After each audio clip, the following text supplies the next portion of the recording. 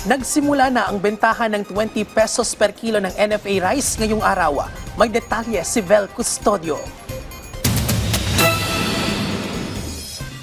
Nadatnan namin bumibili ng NFA rice si Tatay Antonio sa Kadiwa Kiosk sa Kapuning Public Market. Sumura eh. Parang katipid sa pambili ng ulam.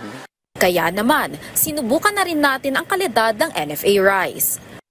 Ito yung itsura ng NFA rice na binili ng aming nakapanayam sa Kamuning Public Market. Kung titignan yung kalidad, may mga durug-durug lang na nakahalo doon sa long grain rice. Kasing puti lang din naman ito nung nabibili nating well-milled rice. Kung aamuyin naman, wala naman itong kakaibang amoy. Ayon sa DA, magsasagawa sila ng quality control para masiguro ang magandang kalidad ng mga ide-deliver na NFA rice.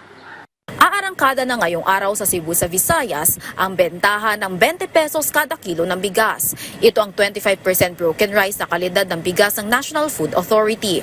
Ngayong araw na ang launching ng 20 bigas, meron na program sa Kadiwa Center sa Cebu. Hindi bababa sa 12,000 sacks ng NFA rice ang inihanda ng DA para sa launching ng programa.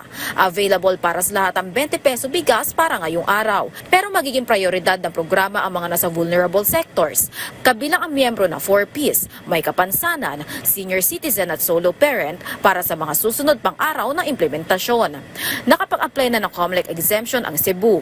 Kung maaprubahan ito ng COMELEC, maaari na rin makapagbenta ang mga lokal na pamahalaan ng 20 pesos kada kilo na bigas. Kung hindi naman, magsisimula silang magbenta sa May 13 pagkatapos ng eleksyon. Vel Custodio para sa Pambansang TV sa Bagong Pilipinas.